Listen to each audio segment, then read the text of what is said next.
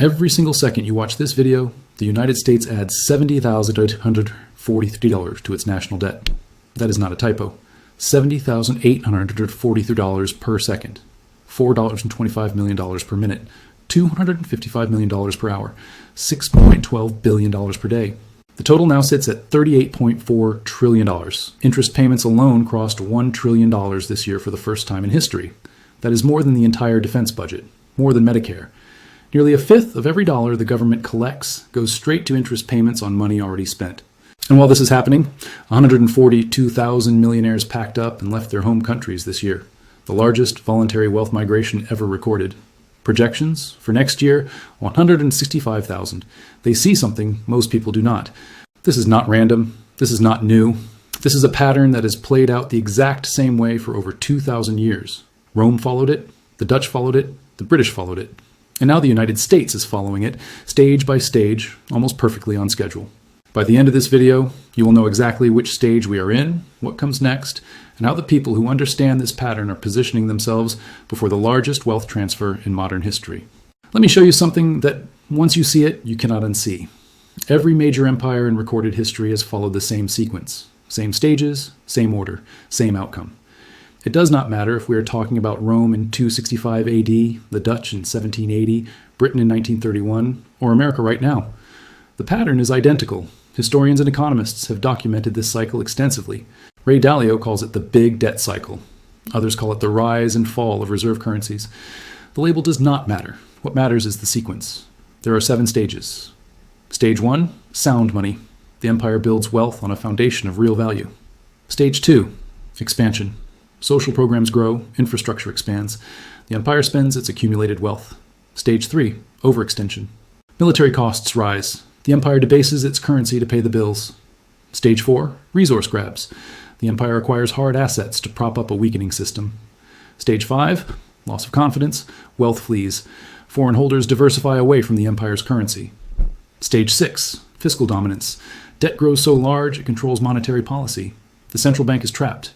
Stage 7, collapse and reset, hyperinflation or default. The wealth transfer completes. Right now, the United States has passed stage 4 and is entering stage 5. Stage 6 indicators are already emerging. I'm going to prove this to you with hard data. Not speculation, not opinion. Exposed raw numbers from the Congressional Budget Office, the Federal Reserve, the IMF, and the Treasury Department itself. First, let me walk you through each stage in detail so you understand exactly what happens and why it happens. Then I will show you the 3 empires that followed this pattern before. And finally, I will show you exactly where America sits today, stage by stage, with the receipts to back it up. Stage 1, sound money foundation. Every empire starts the same way. The currency is backed by something real: gold, silver, hard assets. This attracts commerce, trade flows in, wealth accumulates through genuine productivity, not financial engineering. This is the foundation phase where empires are built on real value. Stage 2, expansion and social programs. Once wealthy, the empire expands. Infrastructure projects, public works, social programs, initially funded by the wealth created in stage 1. Quality of life improves, the middle class grows. But spending begins to outpace production, slowly, almost invisibly. Stage 3, military overextension and debasement. Maintaining global power is expensive. Protecting trade routes, overseas bases, foreign conflicts. Costs rise faster than revenue. So the empire makes a choice. Instead of cutting spending, it debases the currency. Rome shaved silver from coins. Modern empires print money. The effect is identical, more currency chasing the same goods. Inflation creeps in. Foreign holders start to notice. Stage 4, desperate resource acquisition. The empire realizes its currency is losing credibility, so it grabs hard assets, oil, minerals, strategic resources. Military operations become extraction missions dressed up as security concerns. This buys time, usually 5 to 15 years, but it does not fix the underlying problem. Stage 5, loss of confidence. The general population senses something is wrong. Prices rise faster than wages. Savings lose purchasing power. Wealth gaps widen. The rich acquire hard assets. Everyone else deteriorates. Foreign governments quietly diversify away from the empire's currency. Capital flight accelerates. Stage 6, fiscal dominance. Debt grows so large that interest payments consume government revenue. The central bank faces an impossible choice: raise rates to fight inflation and make the debt unpayable, or keep rates low and destroy the currency. There is no good option. Stage 7, Collapse and reset, the final stage. Hyperinflation or default, the currency fails. Wealth stored in that currency evaporates. Wealth stored in hard assets explodes in relative value. The transfer completes. Let me prove this pattern with 3 empires that followed it exactly.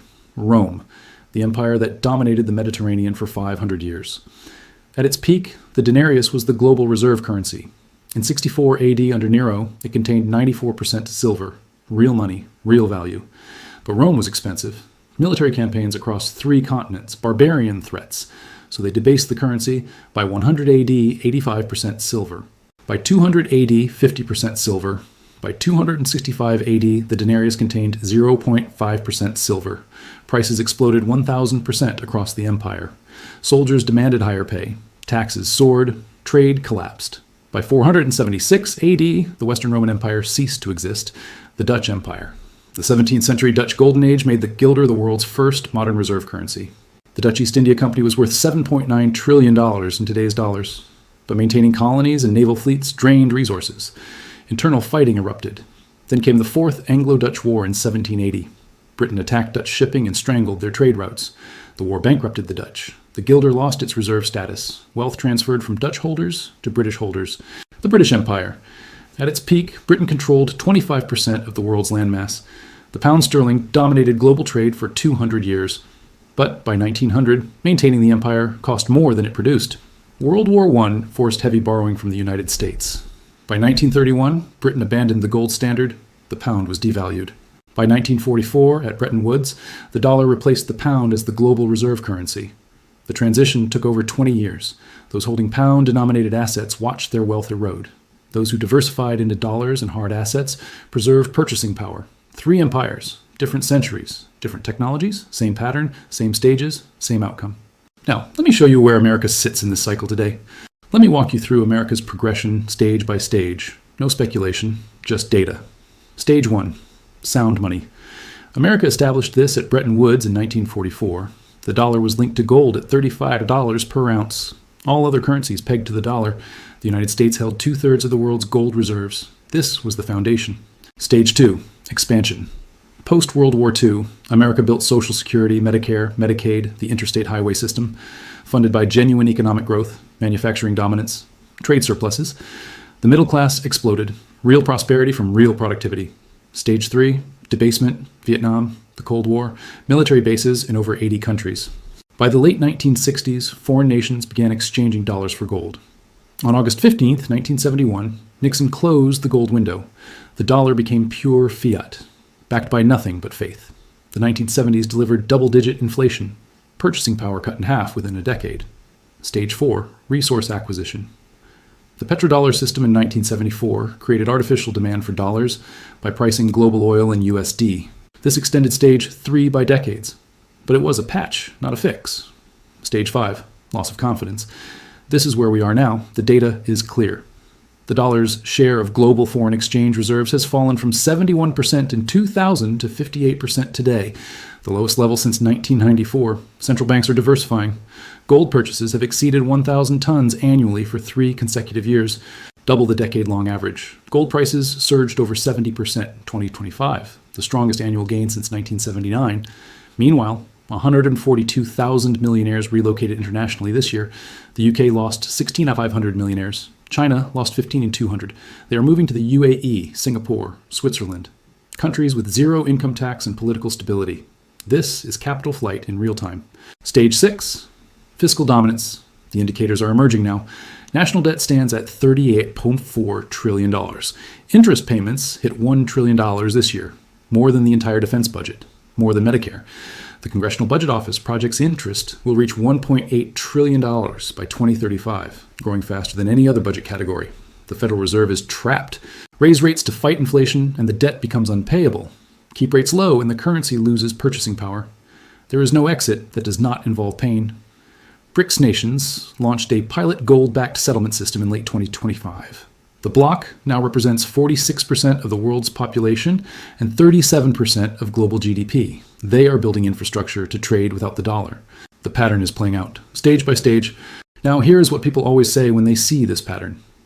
This time is different. They say technology will save us. AI productivity, innovation, American exceptionalism. Let me address each one directly. Objection 1.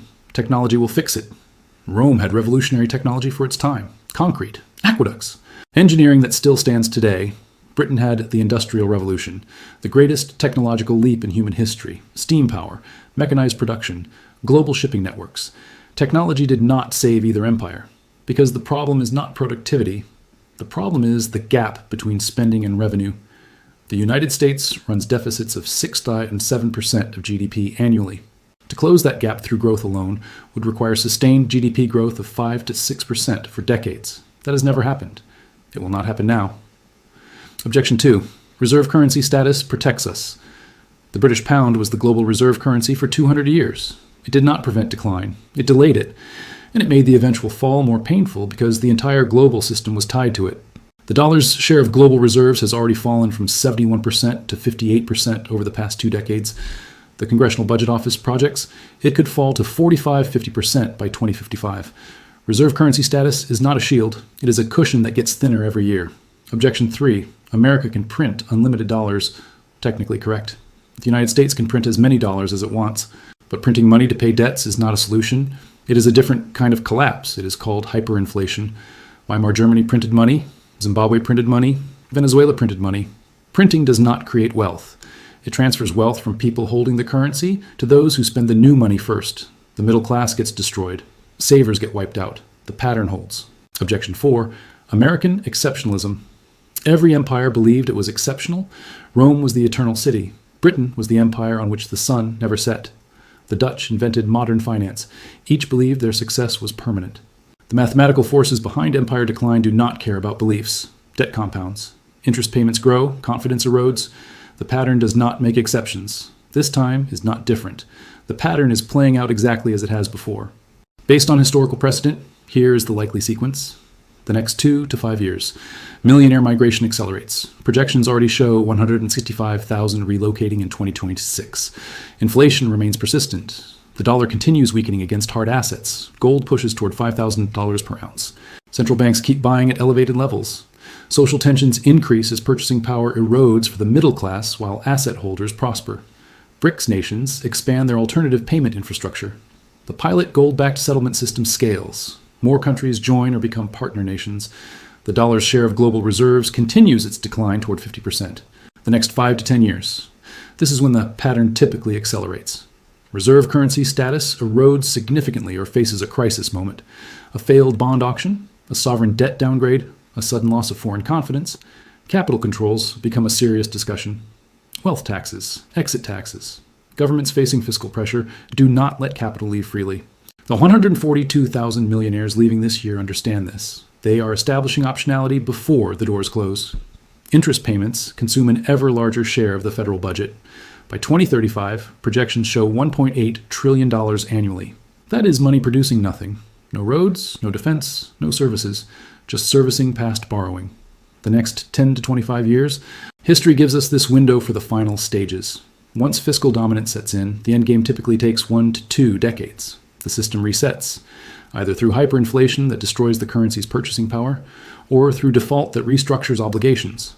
There is no third option when debt exceeds the capacity to service it. The wealth transfer completes.